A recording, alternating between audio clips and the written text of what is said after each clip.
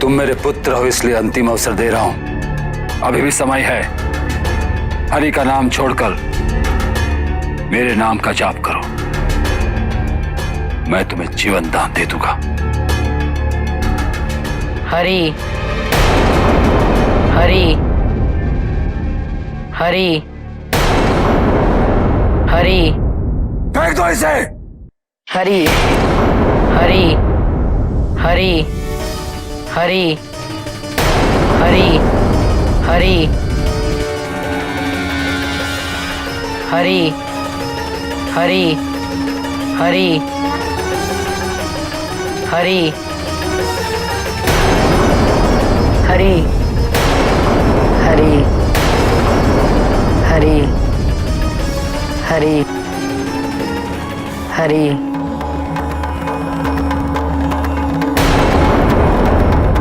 महाराज, युवराज तो सुरक्षित हैं। मूर्ख! इसमें प्रसन्न होने की क्या बात है? तीरों की वर्षा करो। जो आज्ञा महाराज।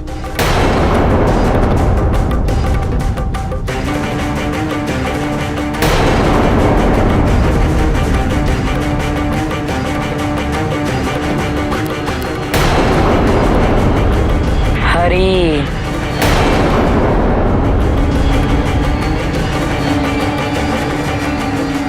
हरि हरि हरि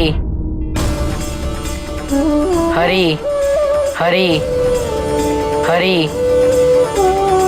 हरि प्रहलाद! हरि। मैं तुझे अपने हाथों से मृत्यु नहीं देना चाहता था, किंतु अब कोई विकल्प नहीं बचा है। नहीं भैया,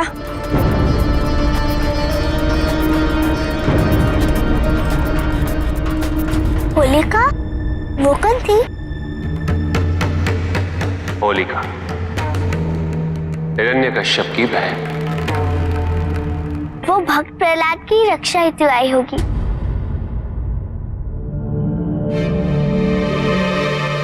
नहीं, मैं यहाँ प्रहलाद की रक्षा करने नहीं, उसका वध करने में तुम्हारी सहायता हेतु आई हूं। तुमने स्वयं को इस संसार का ईश्वर घोषित किया है। यदि तुम अपने हाथों से अपने पुत्र का वध करोगे तो संसार में जो संदेश जाएगा वो उचित ना होगा। किंतु तुम प्रहलाद का वध कैसे करोगी?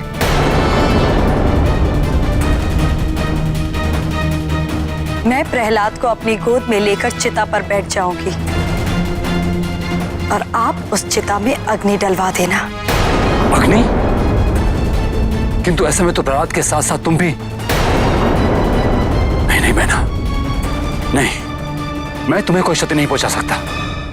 तुम तो मुझे भगवान मानती हो। मुझे कुछ नहीं होगा। मैं वो अद्भुत दुशाला ओढ़कर बैठ जाऊंगी जिसमें अग्नि से रक्षा करने की शक्ति है, अर्थात मुझे तो उस अग्नि से कुछ नहीं होगा, किंतु प्रहलाद उस अग्नि में जलकर भस्म हो जाएगा।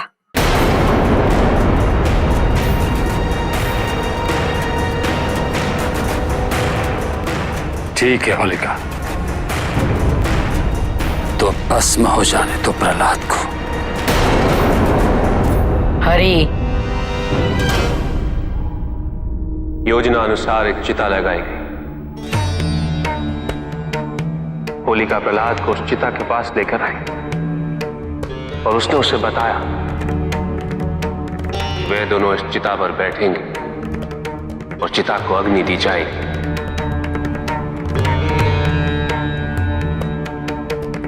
यदि वे दोनों भस्म नहीं हुए तो हिरण्यकश्यप ये स्वीकार कर लेगा कि भगवान वो नहीं,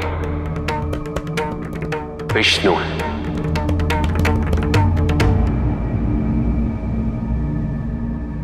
होलिका ने प्रहलाद से कहा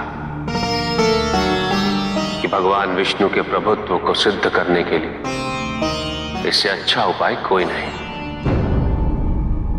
प्रहलाद ने क्या कहा होगा?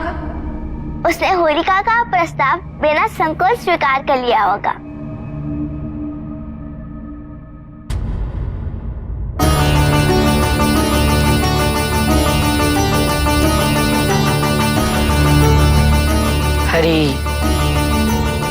हरि हरि हरि हरि हरि क्या मैं इसे एक अंतिम अवसर दूं? हरि नहीं नहीं, वो मेरा पुनः अपमान करेगा। हरि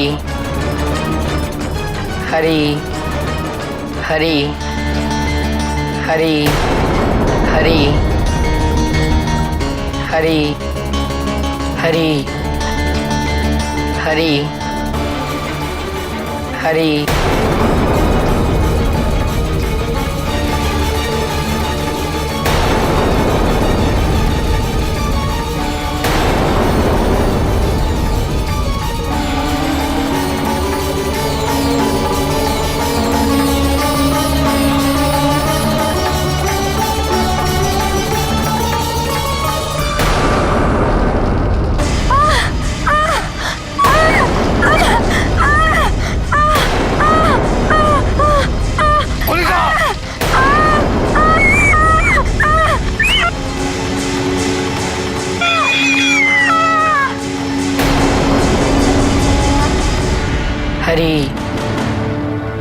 हरि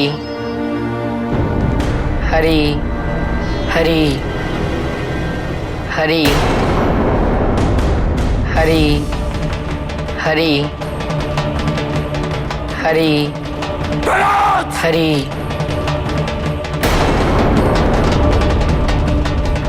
बांधो इसे स्तंभ पर। देख क्या रहे हो? बांधो।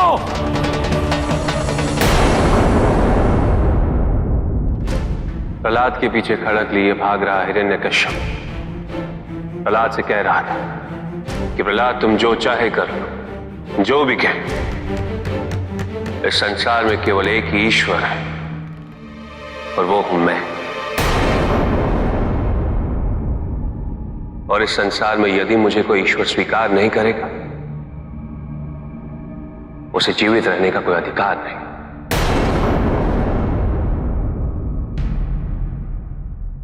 आज तक जिसने भी मेरी अवज्ञा करने का प्रयास किया है, उन सबको मैंने मृत्यु दी है। मृत्यु। यदि मैं अपने पुत्र को जीवित छोड़ दूं, तो क्या कहेगा संसार? कि स्वयं को भगवान मानने वाला हिरण्यकश्यप को तो उसकी अपनी संतान ही भगवान नहीं मानती। किसी को मेरा भय नहीं होगा यदि अपना पुत्र मुझसे भयभीत नहीं होगा। सच्चे हरि भक्त को भय कैसा? फिर क्या हुआ पिताजी? विष्णु जी ने कैसे रक्षा की भक्त प्रहलाद की? अवतार लिया होगा ना भगवान विष्णु जी ने, है ना? अवतार लिया था ना? बताइए कौन सा अवतार लिया था? स्वामी, अब आप क्या करेंगे? अब मुझे अपने भक्त के दुखों का अंत करना ही होगा। और ये हिरण्यकश्यप के अंत के साथ ही संभव है। किंतु हिरण्यकश्यप का अंत कैसे संभव है? उसने तो ब्रह्मदेव से ये वरदान प्राप्त कर लिया है कि उसे ना देवता मार सकते हैं, न यक्ष, न किन्नर, न असुर, न मनुष्य, न पशु। वो न अस्त्र से मर सकता है, न शस्त्र से, न दिन में न रात्रि में, न अंदर न बाहर। ऐसे में उसे मारना कैसे संभव है? प्रश्न हिरण्यकश्यप के वरदान का उत्पन्न ही कहां होता है देवी? ये प्रश्न तो है प्रहलाद की भक्ति की शक्ति का। यदि प्रहलाद जैसा भक्त हो तो हर असंभव कार्य संभव करना मेरा दायित्व है। अब समय आ गया है मेरे नरसिंह अवतार लेने का।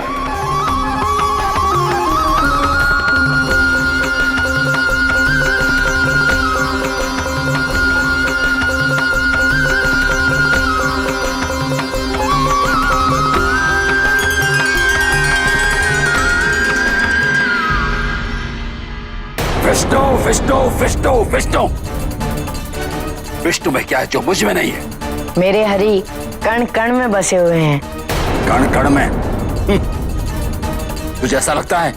निसंदेह मुझे हरि की अनुभूति इस स्तंभ में भी हो रही है, जैसे उन्होंने पकड़ा हुआ है मुझे। स्तंभ में? तू पुकार ले अपने हरि को, पुकार। देखता हूं कैसे तेरी रक्षा करता है। पुकार। हरि हरि हरि हरि। पुकार, पुकार अपने हरि को, अंतिम बार पुकार ले। हरि हरि हरि हरि।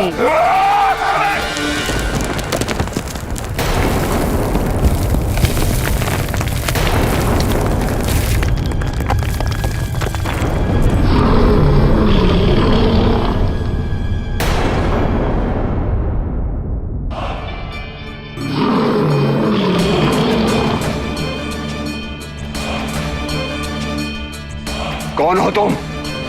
कौन हो तुम? हरि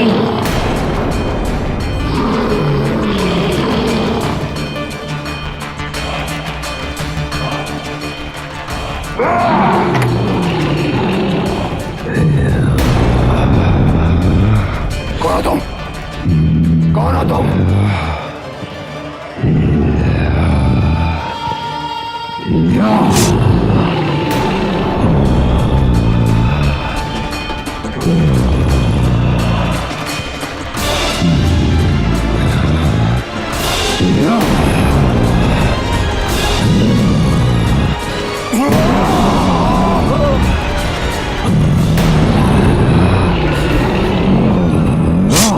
ना तुम घर के अंदर हो, ना बाहर हो, ना धरती पर हो, ना आकाश में। मैं ना तो देवता हूँ और ना ही असुर हूँ, और ना ही मनुष्य हूँ और ना ही पशु हूँ। न दिन है ना ही रात, और मेरे पास कोई अस्त्र भी नहीं है। केवल ये नख है, नख अर्थात तुम्हारी मृत्यु का पूर्ण संयोग है हिरण्यकश्यप।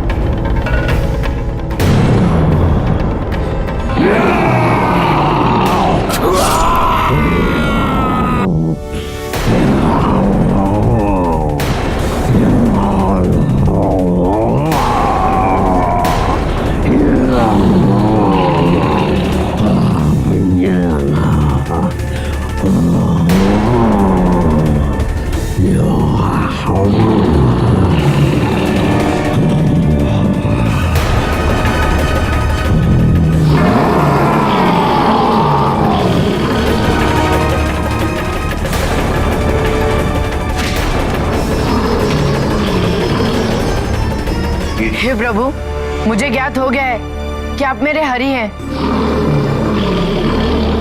मेरी आपसे प्रार्थना है, आप शांत हो जाइए और अपने वास्तविक रूप में आ जाइए।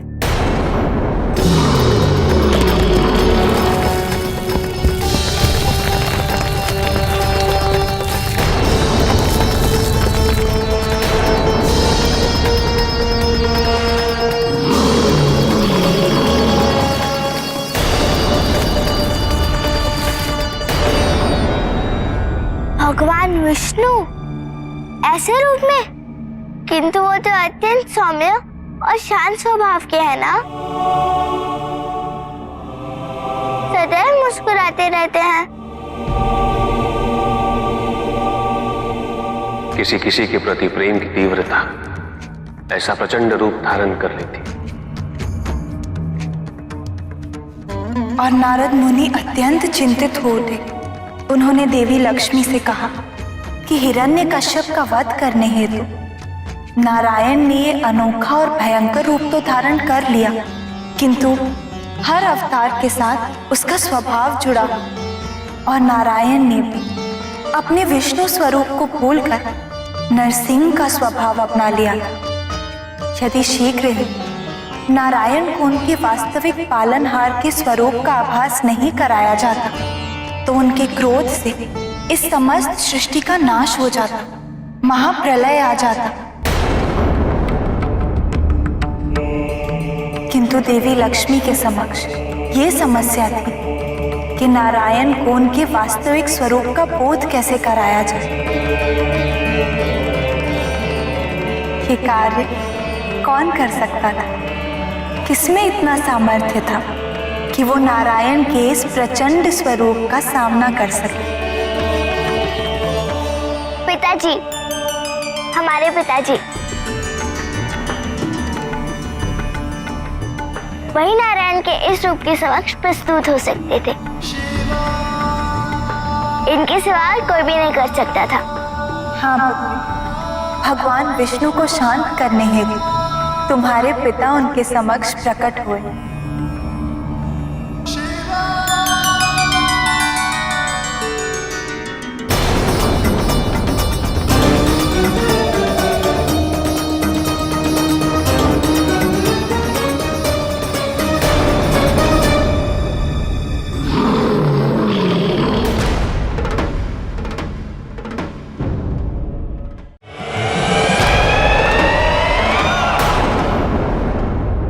ये क्या हो रहा है? महादेव ने तो नरसिंह से भी भयानक स्वरूप धारण कर लिया है। नहीं, सचमुच में दोनों सृष्टि का विनाश तो नहीं करने वाले?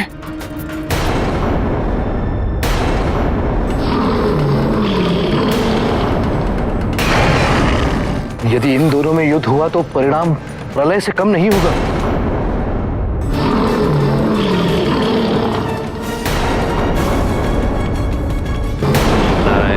अपने वास्तविक स्वरूप में आई। आपने जिस उद्देश्य हेतु ये नरसिंह अवतार लिया वो पूरा हुआ नारायण।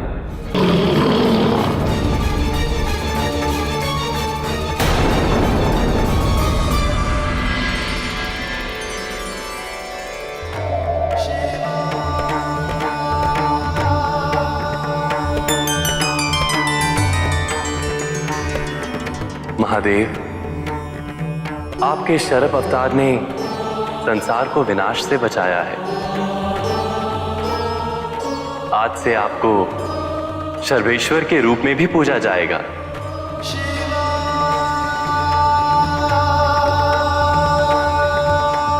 आपके इस नाम का जाप संसार को पाप मुक्त अर्थात पवित्र करने का माध्यम बनेगा।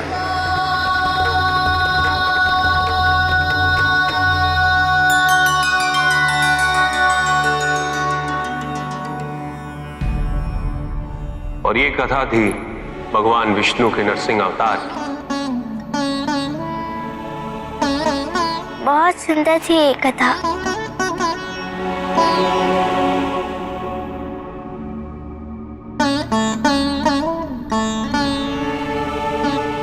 क्या सोच रही हो पुत्री?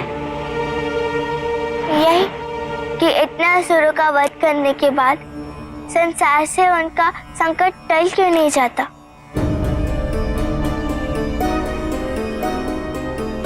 क्यों नहीं वो सबसे मिलजुल के प्रेम भाव से, क्यों नहीं जीवन शांति से व्यतीत करते। शत्रु असुर नहीं, अभी तो मन में उत्पन्न होने वाला लोभ, अहंकार और महत्वाकांक्षा है।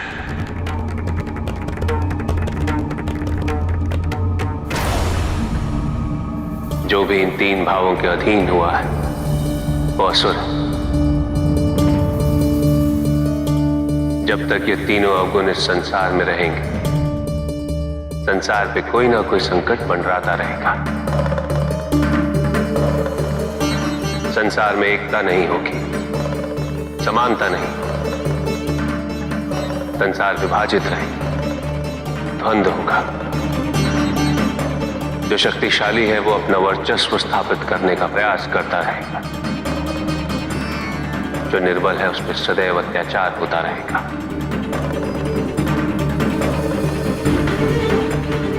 फिर कोई शक्तियों को अर्जित कर भ्रमित होगा,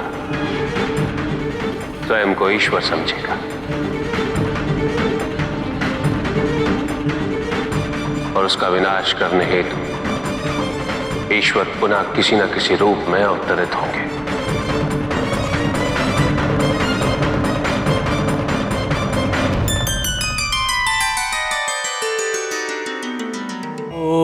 नमः शिवाय। ओम नमः शिवाय। ओम नमः शिवाय। पुत्र कार्तिकेय, कार्तिकेय।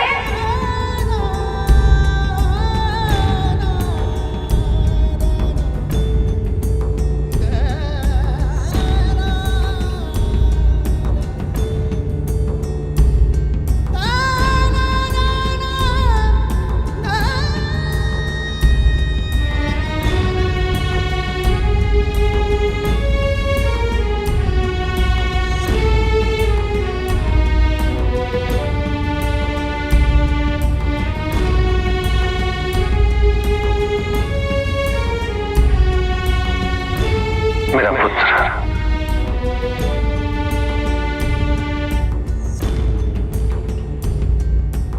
एक पिता होने के नाते मैं तुम्हें अपना आशीर्वाद और परम विद्या देता हूं।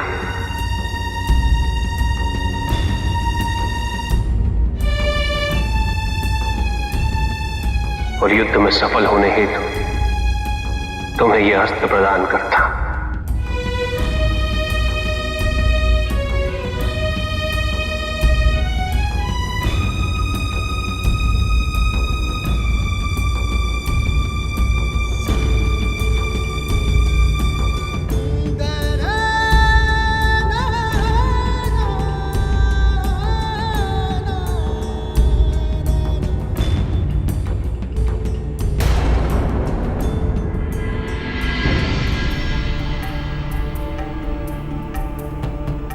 क्या कारण है कि आज मन एकाग्र नहीं हो पा रहा? हाँ सेनापति,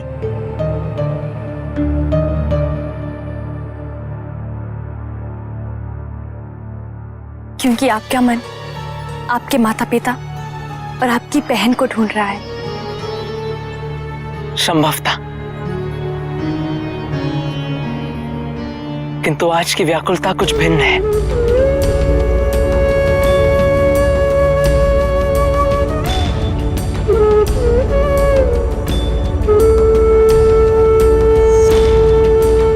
आज सहसा मुझे अपनी बहन को देखने की प्रबल इच्छा हो रही है। इतने वर्ष हो गए और अब तक तो कितनी बड़ी हो गई होगी।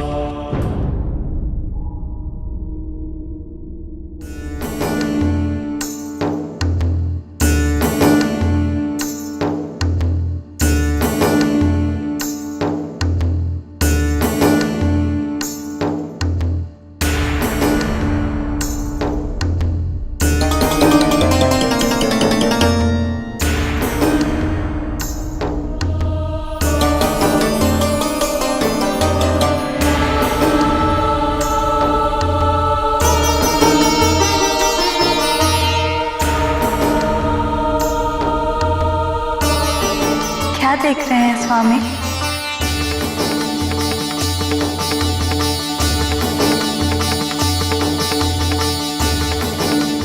अपनी पुत्री को।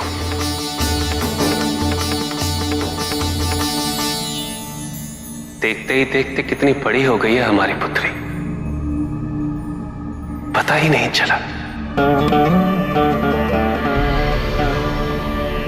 तो बहुत देर से किसी गंभीर सोच में डूबी है हमारी पुत्री। क्या हुआ है उसे? कोई चिंता सता रही है? हाँ, आओ हम स्वयं पूछते हैं।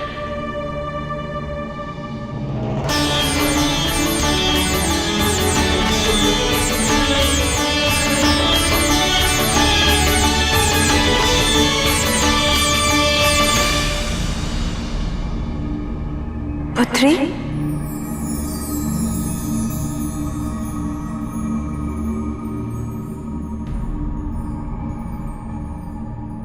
क्या सोच रही हो पुत्री?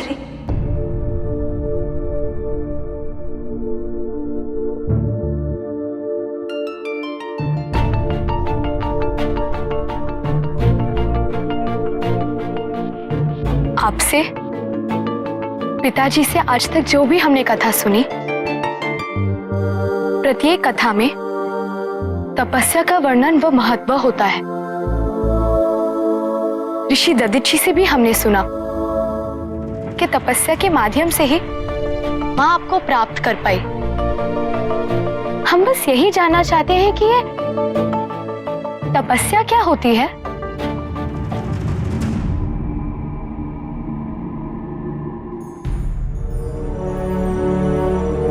महादेव, माता, कैलाश, नंदी और देवगण, इन सब की स्मृतियां तो आप अपने साथ लेकर आए थे, किंतु आप अपनी बहन से अभी तक नहीं मिले और ना ही उन्हें देखा है। केवल आपके मन में एक छवि है उनकी, एक कल्पना कि वो कैसी दिखती होंगी। इसीलिए ये व्याकुलता। नहीं देवी, मुझे ऐसा आभास हो रहा है कि वो भी मुझे मिलने के लिए उतनी ही व्यग्र है जितना कि मैं हूं, और यही कारण है कि मेरा ध्यान बार बार टूट रहा है।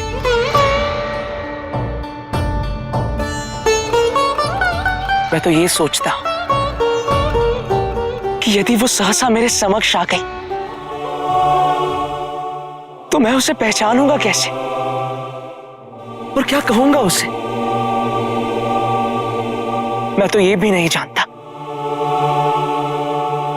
कि अपनी छोटी बहन से लाड़ कैसे किया जाता है। जब आपकी बहन आपके समक्ष आएंगी तो आपको सोचना नहीं पड़ेगा। आपका हृदय स्वयं आपके स्नेह की अभिव्यक्ति का माध्यम ढूंढ लेगा और आपके शब्द स्वतः जीवा पर आ जाएंगे। सेनापति, देवराज इंद्र पधारे हैं, आपसे मिलने की अनुमति चाहते हैं। देवराज इंद्र? देवराज आपसे क्यों मिलने आए हैं? वो आपको शीघ्र ही पता चल जाएगा देवी।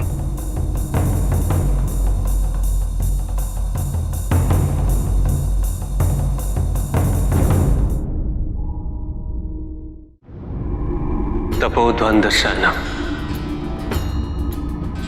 किसी भी निश्चित ध्येय हेतु शरीर को तपाने की प्रक्रिया। शरीर को तपाने की? अग्नि से? नहीं पुत्री, अग्नि से नहीं,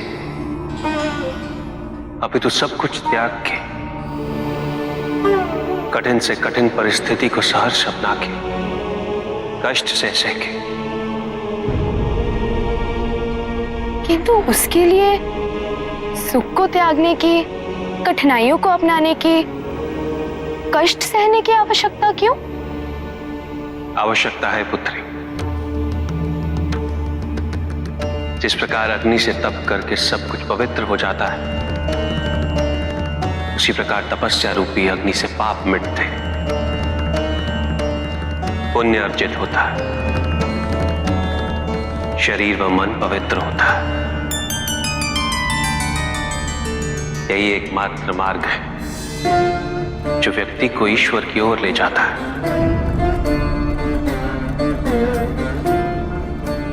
वरदान दिलाता है। कुछ व्यक्ति इसके लोभ में इसका दुरुपयोग अवश्य करते हैं, किंतु कुछ इसे आध्यात्मिक ज्ञानोदय व विकास का माध्यम बना के अपना जीवन सिद्ध करते हैं।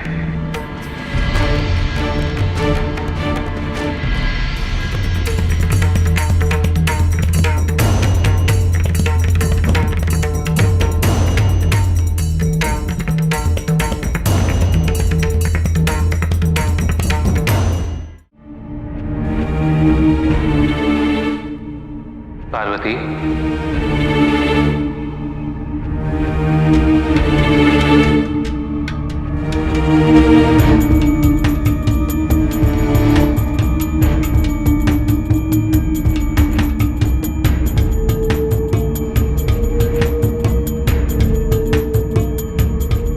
इतनी व्याकुलता क्यों पार्वती?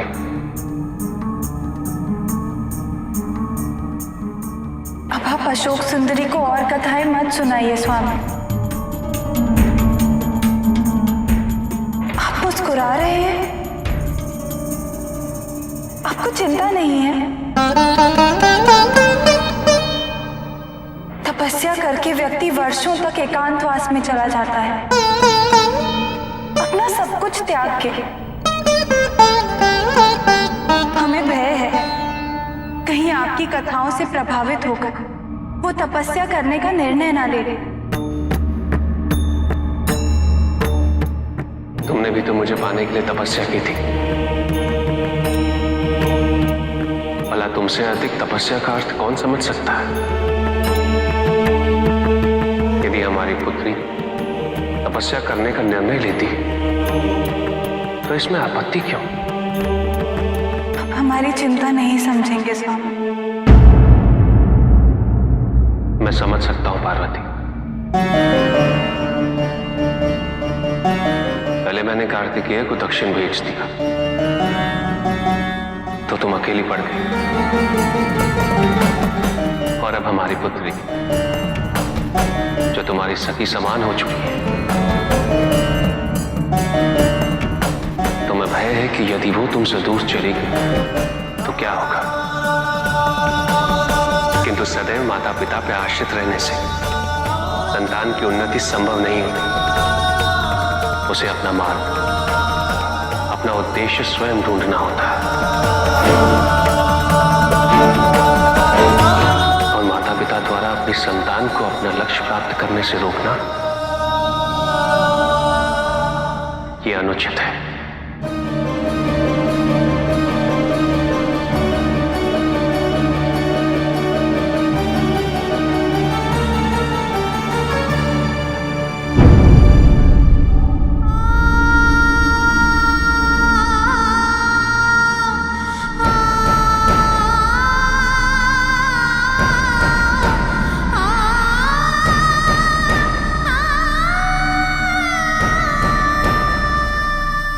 हम शत्रु नहीं हैं अपनी पुत्री के। उसे उसके लक्ष्य को प्राप्त करने से रोकने की कोई मंशा नहीं है हमारी। किंतु जब से उसके मन में तपस्या के प्रति इतनी जिज्ञासा उत्पन्न हुई है, हमें उसके दूर जाने का आभास होने लगा है। हम करें तो क्या करें?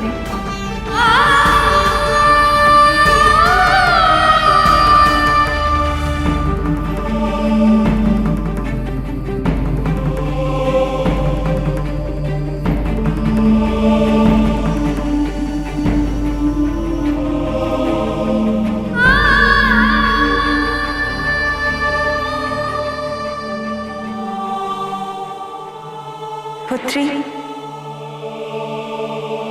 माँ, पुत्री, तुम सदैव कार्तिकेय के बारे में पूछती थी ना। अपने भ्राता से मिलना चाहती हो? क्यों नहीं माँ? उनसे मिलने के लिए तो हम कब से व्याकुल थे। माँ, ऐसा कहकर तो आपने हमें और भी व्याकुल कर दिया। बताइए ना, हम कब चलेंगे? हम अभी स्वामी से आग्रह करते हैं कि वो हमें कार्तिकेय के पास ले चले। शीघ्र क्यों? हम आज ही चलें। सच पिताजी? हाँ, अपनी पुत्री को उसके भ्राता से मिलाने में मैं पहले ही बहुत विलंब कर चुका हूं। अब और नहीं।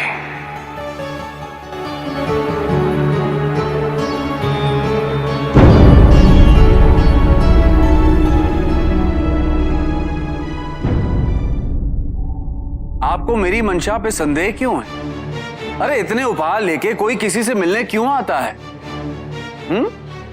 दूसरे को सम्मानित करने, उनसे अच्छे संबंध स्थापित करने।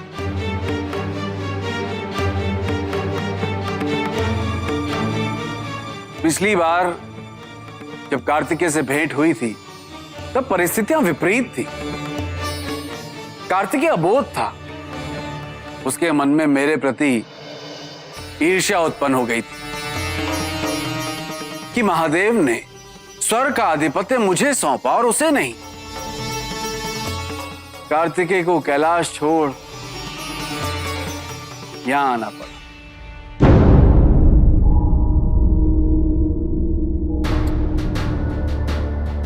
केवल शिवपुत्र ही देवराज इंद्र को इतनी प्रतीक्षा करा सकते। देवराज इंद्र, सेनापति मुर्गन ने मुझे ये आदेश दिया है कि मैं आपको उन तक आदर व सम्मान पूर्वक पहुंचाऊं। किसने? सेनापति मुर्गन ने देवराज। सेनापति मुर्गन?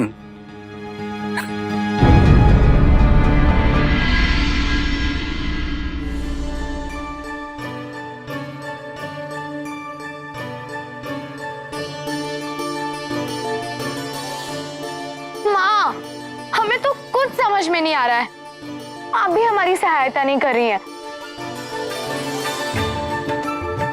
हम तो पहली बार भैया से मिलने वाले हैं। आप ही को तो पता होगा ना कि उन्हें क्या अच्छा लगता है, क्या नहीं। बताइए ना, हमें उनके लिए क्या भेंट लेकर जानी चाहिए जिसे देख के वो प्रसन्न हो उठे। पुत्री, हम अवश्य जानते हैं कि कार्तिकेय को क्या अच्छा लगता है और हमने उसी के अनुसार व्यंजन भी बना लिए।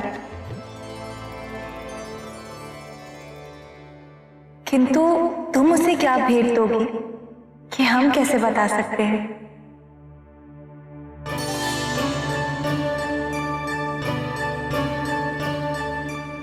गण जी, प्रेत जी, आपने भी तो भैया के साथ बहुत समय व्यतीत किया है। आप ही कुछ सुझाव दीजिए कि हमें उनके लिए क्या उपहार लेकर जाना चाहिए। सुझाव? इतने बरस बीत चुके हैं, अब हम क्या सुझाव दें? हाँ, इतने वर्ष बीत चुके हैं, अब पता नहीं उन्हें क्या अच्छा लगता होगा और क्या नहीं।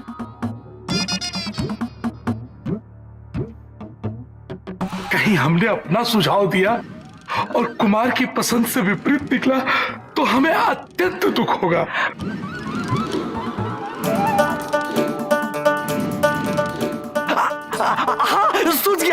सूझ गया, हमें सूझ गया। क्या सूझा? यही कि आप कुमार को क्या भेंट करेंगी। अरे तो बोलिए ना, शीघ्र बताइए। बताता हूँ। बताइए ना प्रेत जी।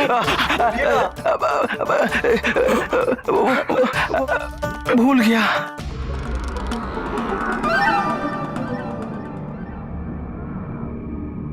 पिताजी, आप ही बताइए ना, हम उनके लिए क्या लेके जाएं? पुत्री, तुम अपने भ्राता कार्तिकेय से पहली बार मिलने जा रही हो। इससे अधिक प्रसन्नता कार्तिकेय को किसी उपहार से नहीं मिलेगी। किंतु हम बिना कुछ लिए नहीं मिलने जाएंगे उनसे। बताइए ना पिताजी, आप तो सारे जगत की सहायता करते हैं, हमारी नहीं करेंगे अपनी पुत्री की?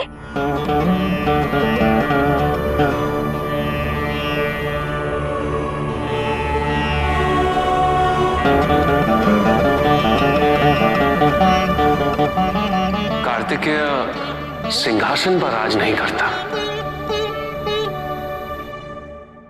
अपितु अपनी प्रजा के हृदय में राज करता है। उसने अपने मन पर पूरी तरह नियंत्रण पा लिया है। अब वो अपने मन को विचलित नहीं होने देता।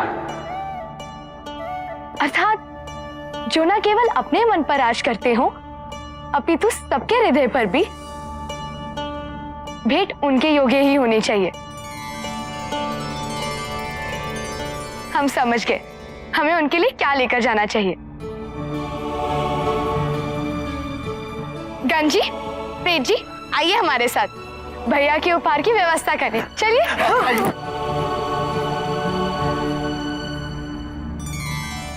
कल्याण।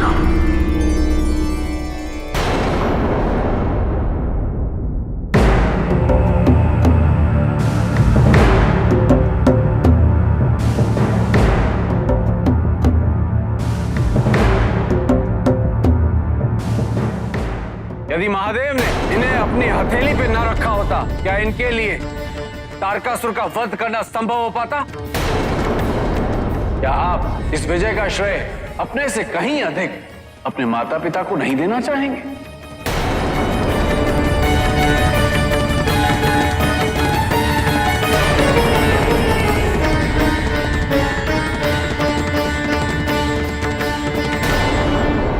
सेनापति कार्तिकेय।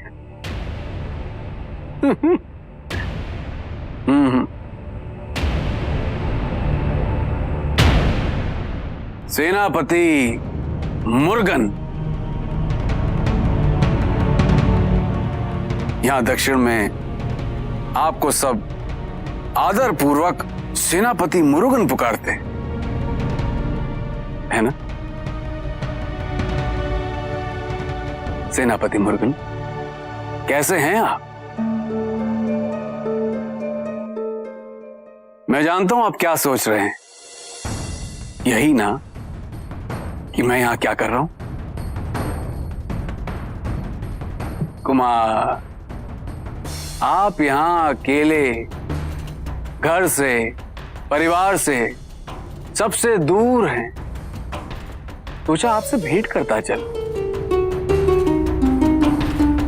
देख लूं कि यहां दक्षिण में आपको कोई कष्ट तो नहीं है। आपको समुद्र मंथन का समाचार तो मिल गया ना? हम देवताओं को समुद्र मंथन से अमृत प्राप्त हुआ, किंतु वो असुर सारा का सारा अमृत हमसे हड़पना चाहते थे। किंतु आपको जानकर प्रसन्नता होगी कि हमने सब कुछ आपके बिना ही प्राप्त कर लिया। हाँ, आप होते तो अच्छा होता, नहीं थे तो भी अच्छा ही हुआ। अरे वो भेंट, ये भेंट स्वीकार कीजिए।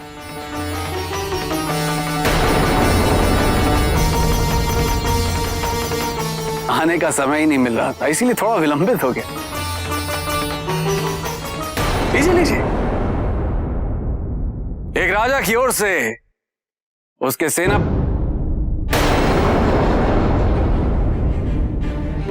उसके भूतपूर्व सेनापति के लिए। लीजिए लीजिए।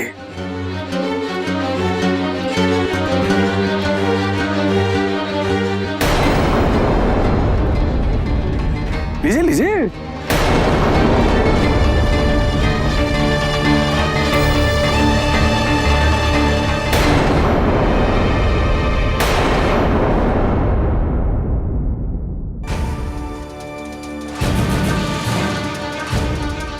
मेरे लिए इनमें और मिट्टी में कोई अंतर नहीं है।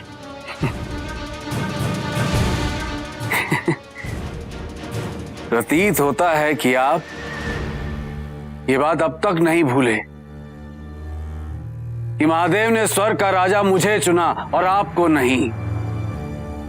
प्रतीत होता है कि आप अभी तक नहीं समझे कि यह सिंहासन के बारे में नहीं है, और यदि मोह सिंहासन का भी होता ना, तो वो मैं आपसे ले ही लेता। अब तक तो आपको इतना विश्वास हो ही जाना चाहिए, किंतु नहीं, आपने सदैव मुझे आंकने में भूल की है। मेरा उद्देश्य केवल अपने माता पिता द्वारा दिए गए दायित्व की पूर्ति करना है, जन कल्याण करना है, और यही मेरा धर्म भी है। जाइए देवराज और निश्चिंत होकर लौटिए, और अपने दायित्व को पूर्ण करने में ध्यान लगाइए।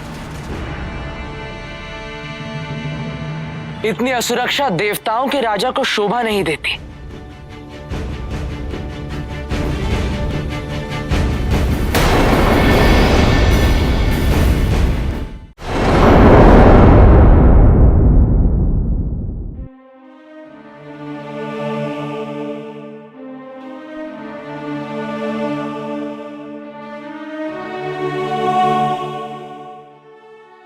कार्तिकेय,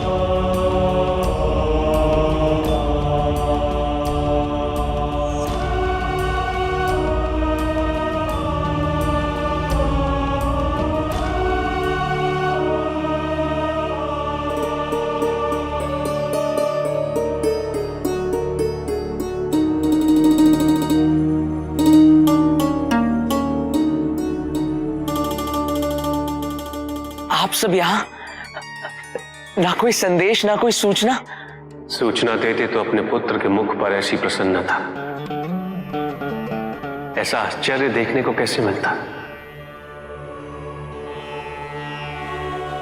इतने वर्षों का विछोह है या अपने पुत्र से पुनः मिलने का सुख।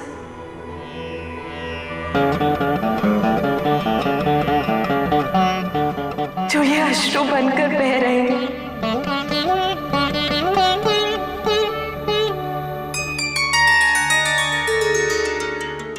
जाओ, धनप्रिय तुमसे मिलने हेतु व्याकुल है।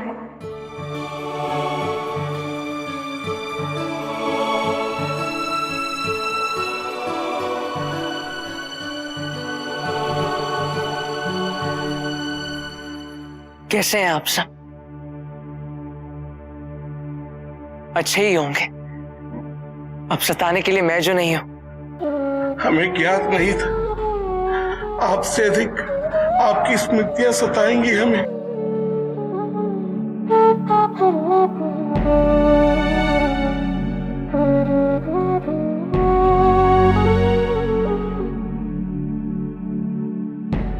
मैंने आज ही आप सबका स्मरण किया था और मैं विचलित हो उठा, किंतु सबसे अधिक स्मरण तो मैंने अब मेरी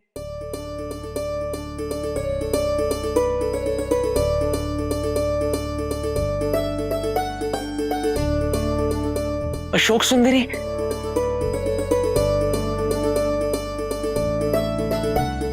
मेरी बहन वो नहीं आई। अपने भैया से मिलने कैसे नहीं आती?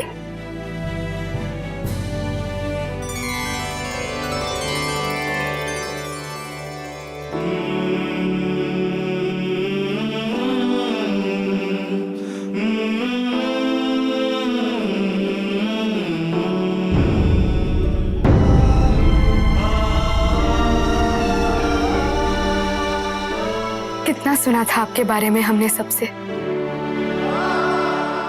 आपने हमारे बारे में नहीं सुना था? सुना था। कभी हमसे मिलने की इच्छा नहीं होती थी?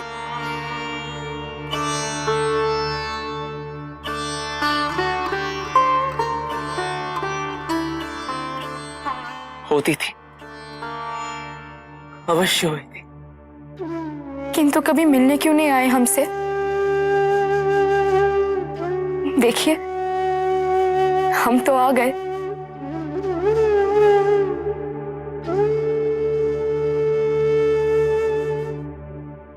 महादेव, माता, कहीं मैं स्वप्न तो नहीं देख रहा? इस भूमि पे पुनः आपके चरण कमल पड़े हैं।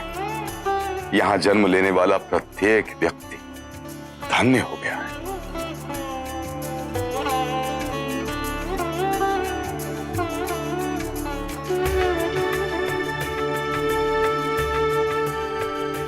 तथास्तु।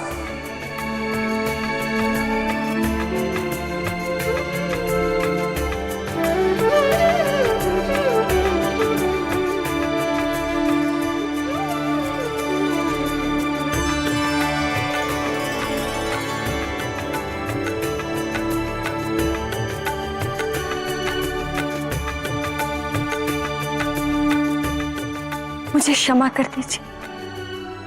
क्षमा नहीं मीनाक्षी, हम तो स्वयं तुम्हारी ऋणी हैं। तुमने कार्तिकेय को अपनी संतान के भांति अपने वात्सल्य से सुखी रखा। इसका महत्व एक मां ही समझ सकती है। भैया, हमें अपना महल नहीं दिखाएंगे? दिखाऊंगा, अवश्य दिखाऊंगा। पहले भोजन तो ग्रहण कर लो।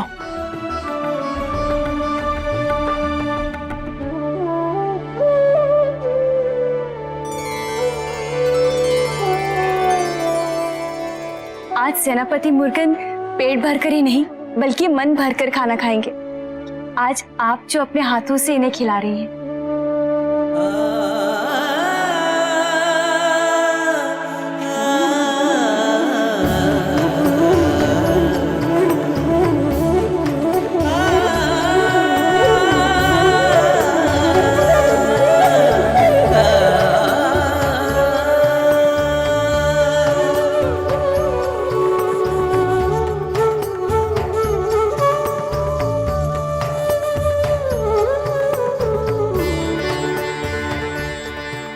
माँ, हम भी भैया को खिलाए?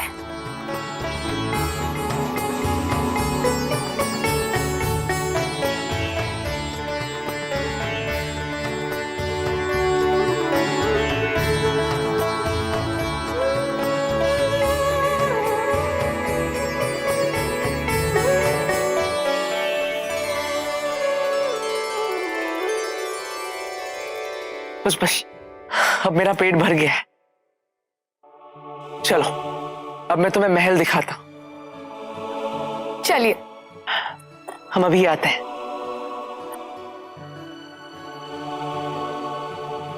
चलिए।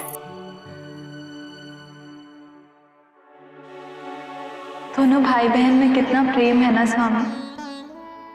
हाँ पार्वती,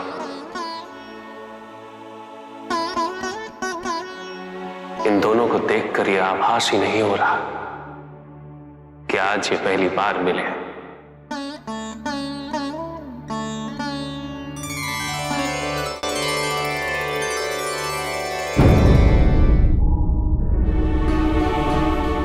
कितनी शांति है यहाँ। यहाँ मैं तपस्या करता। तपस्या? आप तपस्या करते हैं? पिताजी सदैव कहते हैं कि सभी प्रश्नों के उत्तर हमारे भीतर ही हैं। और तपस्या द्वारा मैं अपना मन एकाग्र करने का प्रयास करता, अपनी इच्छाओं और अपनी इंद्रियों को वश में रखने का प्रयास करता।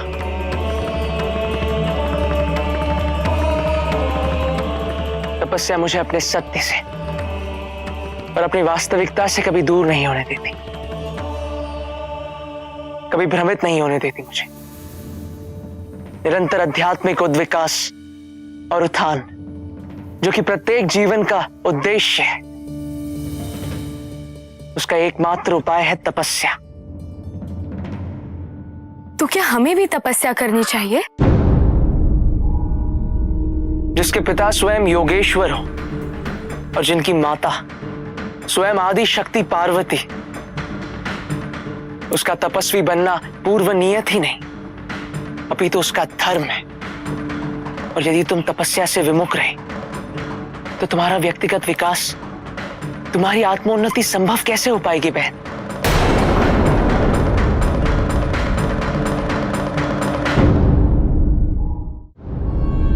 भैया, दक्षिण क्षेत्र कितना अद्भुत है। प्रतीत होता है जैसे कण कण में देवत्व का वास हो। हाँ।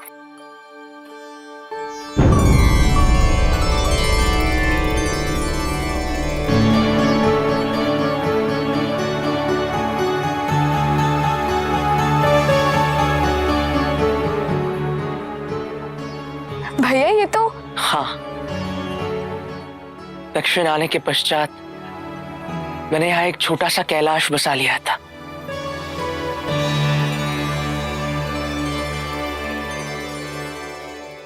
आपको कैलाश से दूर रहकर दुख होता होगा ना?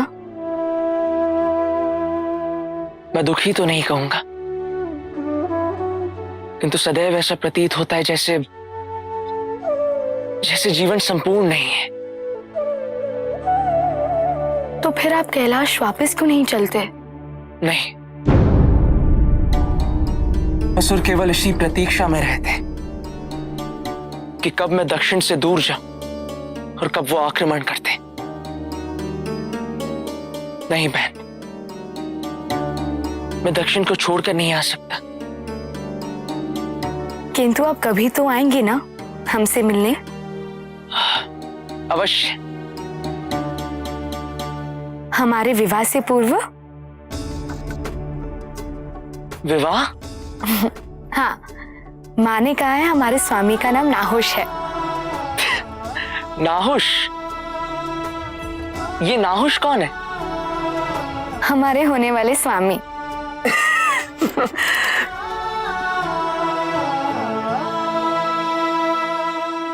तुमसे एक बात कहूं, तुम बहुत भाग्यशाली हो बहन, जो माँ और पिताजी के साथ इतना समय व्यतीत कर रही हो। मुझे तो ऐसा अवसर कभी मिला ही नहीं, और इसलिए मैं जानता हूं वो एक एक क्षण जो मैंने कैलाश पर व्यतीत किया है वो कितना अमूल्य है। और इसी प्रकार जो तुम्हारा एक एक क्षण कैलाश पर माता पिता के साथ व्यतीत हो रहा है, वही स्मृतियां सदैव तुम्हारे साथ रहेंगी। किसी एक भी क्षण को व्यर्थ मत जाने देना बहन, कभी नहीं।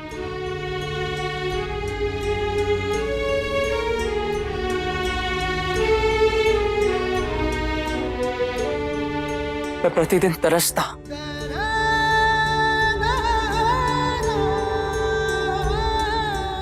अपने माता पिता की सेवा करने के लिए, उनके चरण स्पर्श करने के लिए, उनके दर्शन पाने के लिए, उनके मधुर स्वर से अपना नाम सुनने के लिए।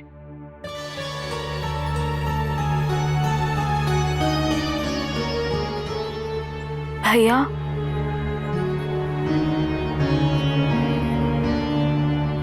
तुम ये बता, क्या माँ मेरा स्मरण करती है? करती थी, किंतु हमारे जन्म से पूर्व। जब से हमारा आगमन हुआ है, आपके विषय पर चर्चा होते अधिक नहीं सुनी हमने।